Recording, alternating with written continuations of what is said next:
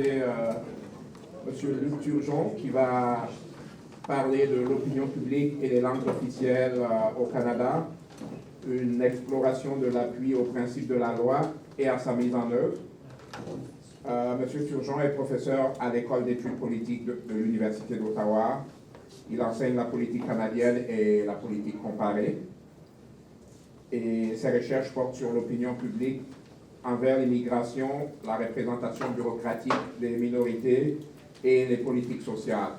Donc, il a 20 minutes et après ces 20 minutes, il va prendre des questions pour quelques minutes et ensuite, on va faire venir les autres panélistes.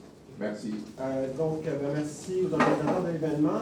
Donc, le texte aujourd'hui a été écrit en collaboration avec mes collègues Antoine Bilodeau de l'Université Concordia, Stephen White de Carleton, Elsa Anderson de l'Université de Glasgow et Alain Gagnon de l'UQAM. Ça fait partie d'un projet plus global, je le mentionne parce que vous allez voir, notre étude est basée sur un sondage qu'on a fait. Et le sondage visait avant tout, c'est un sondage qui date de 2014, et qui visait avant tout à comprendre les attitudes des Canadiens de différentes provinces. Donc, le projet s'appelle la diversité provinciale, le projet sur la diversité provinciale. Et donc, ça visait essentiellement à comprendre les attitudes sur plein d'enjeux en lien à la diversité ethno-culturelle. Donc, ce n'est pas un sondage à proprement parler sur les langues officielles, mais on croit tout de même que notre étude nous permet de jeter un éclairage sur les déterminants de l'appui aux langues officielles et certains débats entourant différents aspects des langues officielles au Canada.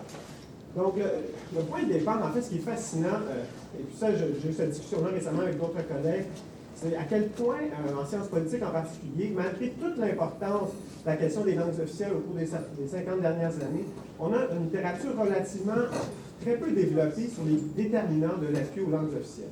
Bon, bien entendu, le commissaire aux langues officielles fait des sondages à l'occasion, mais cela étant dit, il y a peu d'études scientifiques. Et souvent, c'est des études qui utilisent essentiellement des analyses bivariées pour regarder l'impact de demeurer près de francophones, etc., etc. Donc, 3 études ici pour 1974, Snyderman, fin des années 80, Atsett et Morin au début des années 2000. Donc, très peu d'études, et en particulier peu d'études si on compare aux nombreuses études sur les déterminants d'appui au multiculturalisme au Canada. Alors là, on a passé beaucoup de temps à étudier cette question-là, mais beaucoup moins la question des déterminants d'appui aux langues officielles. Mais ça étant dit, ce qui est aussi fascinant, c'est que c'est un peu le cas partout. Il y a très peu de littérature en sciences politiques sur les déterminants d'appui aux langues officielles. Et étrangement, le pays où il y a une littérature relativement abondante, c'est les États-Unis. Ça peut paraître un peu étrange, mais ça s'est fait essentiellement dans les années 90, dans la foulée, certains s'en rappelleront ou ne sont peut-être pas au courant. Il y a eu tout un mouvement aux États-Unis dans les années 90 pour déclarer l'anglais la langue officielle des États-Unis. Il y a eu des débats, il y a plusieurs États aux États-Unis qui se sont déclarés officiellement anglophones, si vous voulez. Donc, ça a amené quand même une certaine littérature à partir de laquelle on peut étudier les déterminants d'appui aux langues officielles. Donc, nos questions de recherche sont très simples.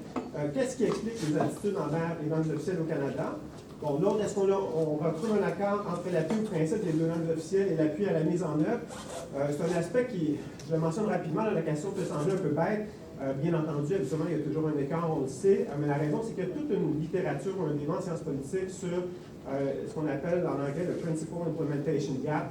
Donc, pourquoi les gens sont en faveur d'un grand principe, mais pas d'une politique qui pourrait ou qui pourrait être en place pour la mettre en place. Donc, nous, ce qu'on tente de comprendre, c'est qu'est-ce qui explique cet écart-là. Donc, quels sont, en gros, dans la littérature qui existe, surtout américaine, ce qu'on sait quant aux déterminants des attitudes envers les langues officielles. Donc, on sait premièrement que l'identité nationale, l'attachement national a un rôle immense. C'est-à-dire qu'on sait très bien que le suédois, par exemple, c'est un élément central de ce que ça veut dire être suédois, etc., etc.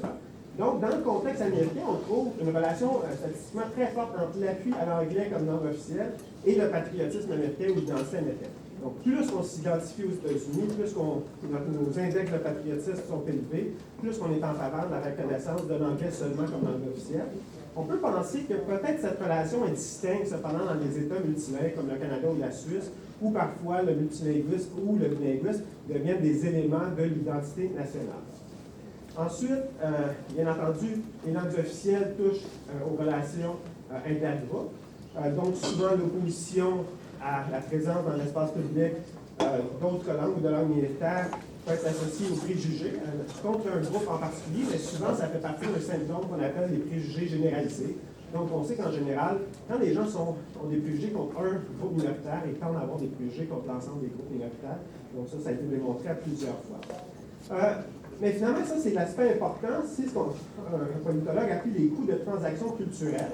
Quand on adopte des lois linguistiques, bien entendu, ça vient souvent avec des contraintes pour certains groupes, par exemple, l'innécessité de parler différentes langues, d'être bilingue ou trilingue.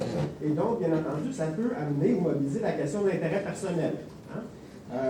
Donc, cela étant dit, dans les études américaines, les variables d'intérêt personnel, on trouve en général que peu d'effets.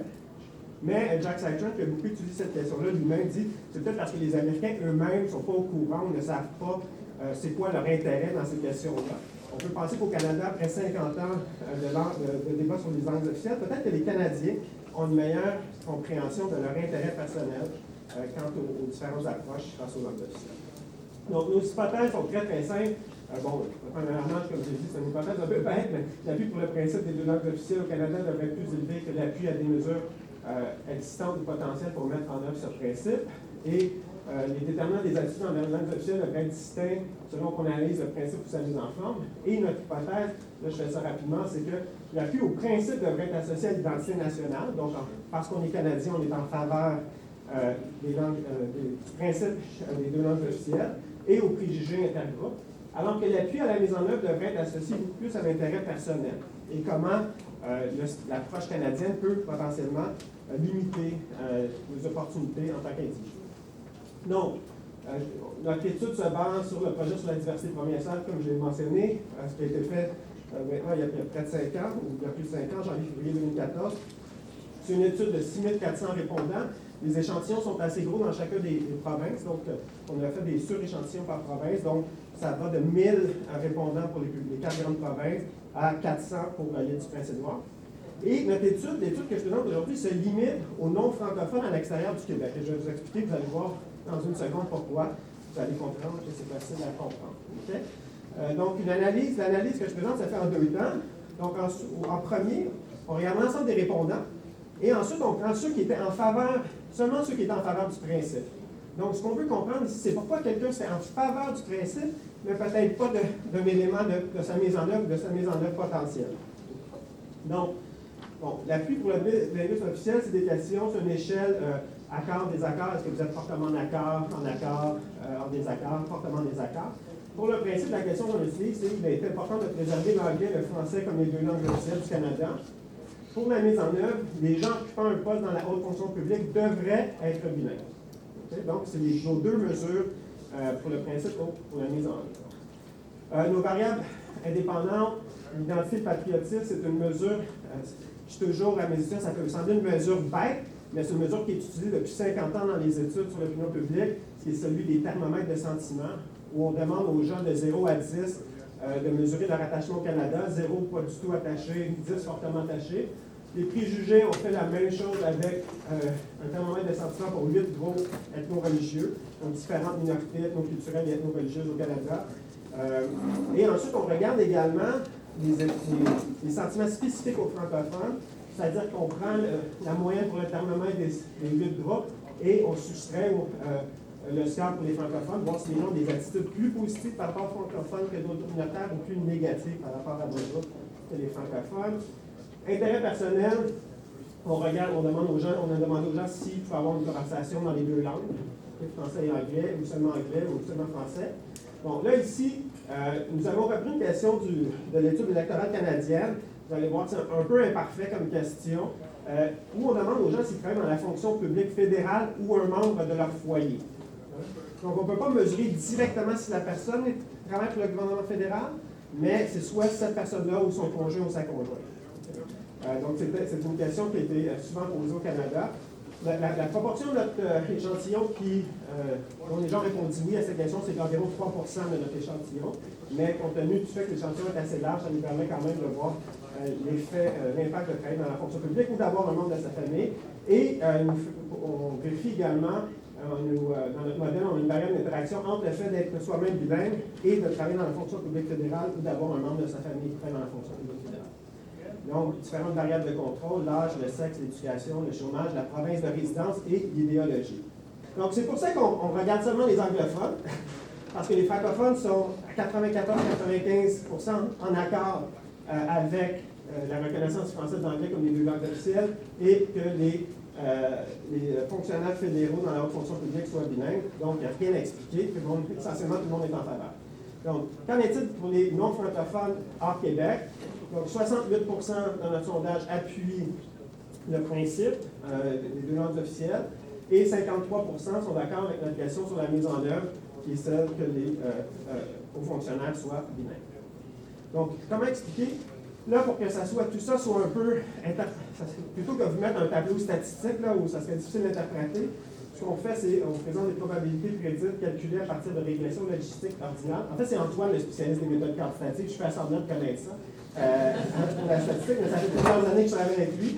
Donc, tout ça, là, ça, c'est des données en contrôlant pour toutes les autres variables à leur niveau, à la moyenne des autres variables. Okay? Et bon, les petites étoiles, c'est quand c'est statistiquement significatif. Okay?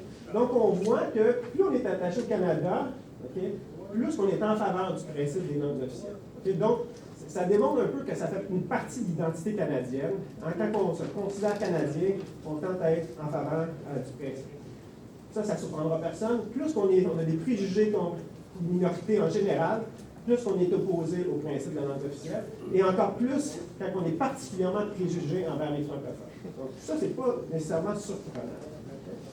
Donc, ensuite, qu'en est-il chez les employés de la fonction publique fédérale ou les membres de leur famille?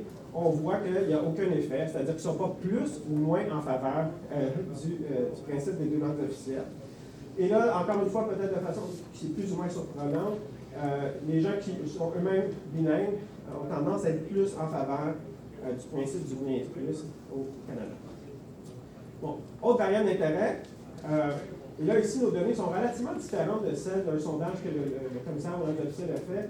On a trouvé que notre catégorie de référence dans notre modèle, c'est l'Ontario, et que toutes les provinces à l'ouest de l'Ontario, statistiquement, quand on contrôle pour toutes les autres variables, ont des attitudes plus négatives par rapport au bilinguisme.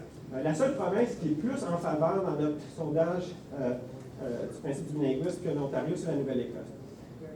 Question des générations, ici on a vu qu'il y avait que la relation est forte. Tous les gens qui sont nés après 1970, essentiellement, donc après l'adoption de la loi sur les langues officielles, sont plus susceptibles d'être en faveur du principe que les gens qui sont nés avant les années 70. Les gens qui sont économiquement conservateurs ont tendance à être plus en désaccord. Et on a remarqué, ça m'a un peu surpris, qu'il n'y avait pas d'effet pour l'éducation et l'emploi.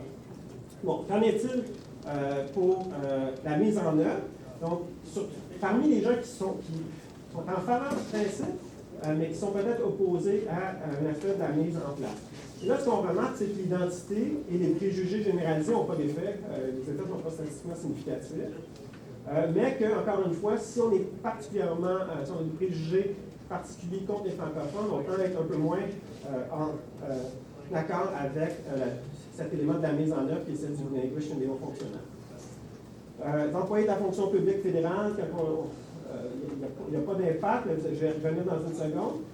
Pour l'intérêt, le bilinguisme individuel, oui, là l'effet est quand même assez important.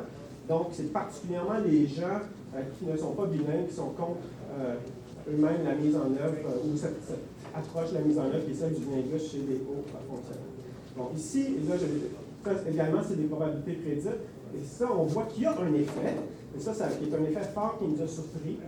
Donc, la ligne rouge ici, c'est les employés, un employé fédéral, pas un employé du gouvernement fédéral. Donc, on voit particulièrement chez les employés fédéraux qui sont eux-mêmes bilingues, il y a un fort appui au principe d'avoir les hauts fonctionnaires en fonction publique comme étant bilingues. Mais on voit que chez ceux qui ne sont pas bilingues, ou encore un membre de leur famille n'est pas bilingue, il y a un appui qui diminue considérablement. Donc, clairement, cet effet d'interaction montre qui semble avoir un impact considérable pour l'intérêt, ou l'intérêt personnel semble avoir un impact considérable sur les attitudes envers le bilinguisme. Autre variante d'intérêt, donc les gens qui sont sans emploi sont plus susceptibles de s'opposer aux exigences de bilinguisme, donc ça tend à confirmer l'importance de l'intérêt personnel. Et la plus grande opposition pour le principe, pour la mise en œuvre, on l'a retrouvé statistiquement au Nouveau-Brunswick, ce qui n'était pas surprenant, compte tenu des débats au Nouveau-Brunswick sur les exigences de bilinguisme dans la fonction publique provinciale. On l'a également trouvé au Manitoba, je ne sais pas exactement pourquoi, peut-être parce qu'il y a aussi eu des débats dans les années 80 au Manitoba liés au bilinguisme. Génération, là, c'est seulement chez les individus nés après les années 90 qui sont plus statistiquement favorables à la mise en œuvre, et on n'a pas retrouvé l'impact du conservatisme. Donc, il y a un appui important au principe de la loi, beaucoup plus important que sa mise en œuvre, mais ça également, encore une fois, c'est pas surprenant, on le voit également dans d'autres études sur les langues officielles. Identité, préjugés, idéologie semblent influencer les attitudes du bilinguisme, mais seulement pour ce qui est du principe. Et puis c'est pour si c'est la question des attitudes spécifiques envers les francophones. Et un intérêt personnel a un rôle aussi important pour ce qui est d'appui au principe, mais il est encore plus important pour ce qui en est de la mise en œuvre de ce principe. Donc, je vous remercie.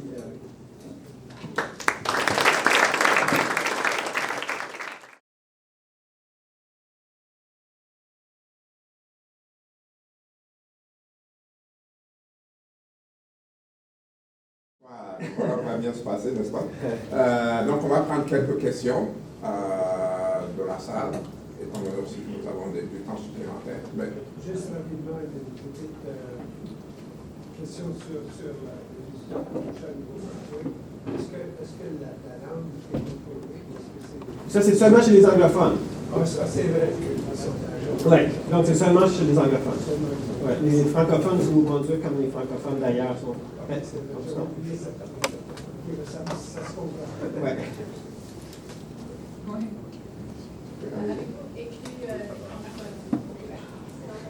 Ben, c'est-à-dire que ici, quand on regarde là, les francophones, c'est tous les francophones au Canada.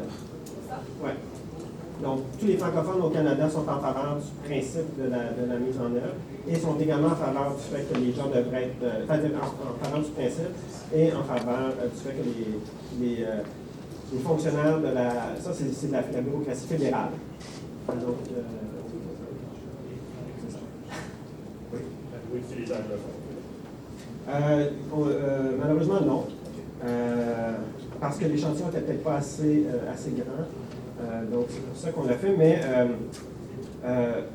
si je me souviens bien, j'aurais dû penser à votre question avant de venir. Mais si je me souviens bien, les anglophones, leur taux d'appui est très élevé aussi. Les anglophones québécois, leur taux d'appui est très, très, très élevé. Mais ça me fera plaisir de vous envoyer la réponse. Merci, c'est très intéressant. Alors, la question en termes de mise en œuvre que a déposée, c'était les fonctionnaires de peut-être bilingues.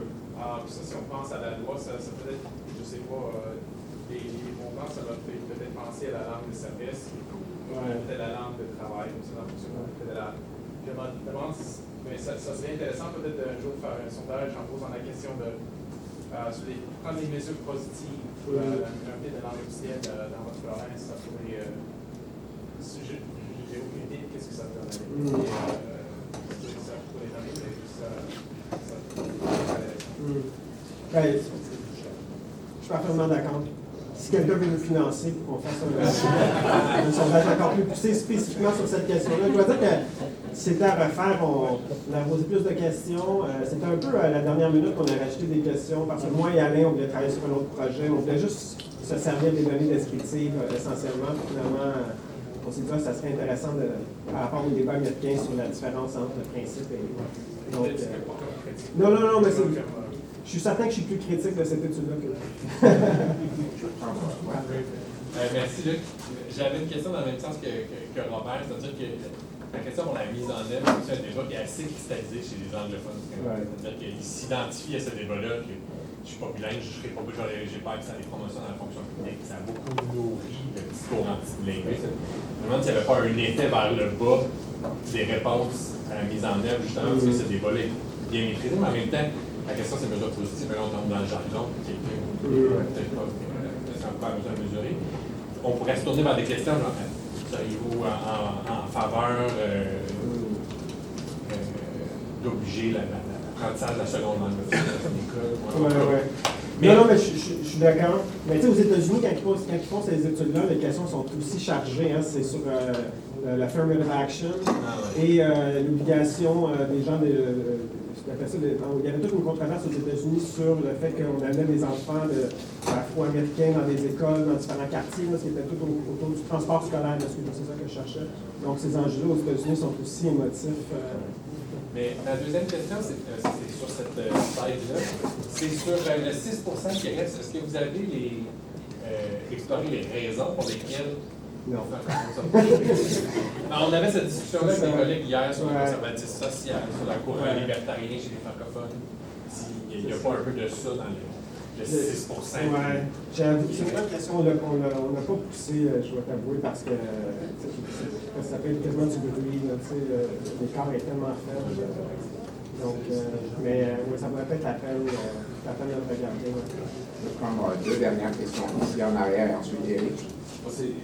Ça se rattache aux deux autres, puis c'est purement spéculatif. Je me demande si ça se pourrait aussi, vous aviez utilisé le terme de linguistique au lieu de linguistique officielle, si les résultats auraient été différents. Ben, c'est-à-dire que la question qu'on pose ne parle pas de linguisme officiel, hein? C'est-à-dire qu'elle dit qu'il est important de préserver l'anglais et le français comme les deux langues officielles. Ah, ben oui, excuse-moi. C'est ça. Ouais. Donc, c'est de dualité linguistique? Je pense que ça aurait été plus négatif. Ben, c'est ça, Ouais. ouais. Parce que, tu Je sais. me demande, c'est spéculatif, on Ouais. Non, c'est. quand même. Oui, je pense que, ben oui, probablement. Donc, ça renforce l'importance du cadrage, de la façon dont on présente. Mais je pense que préserver l'anglais et le français comme les deux langues officielles du Canada, c'est pas si provocateur. D'un point de vue identitaire, c'est plus neutre. Oui, tout à fait.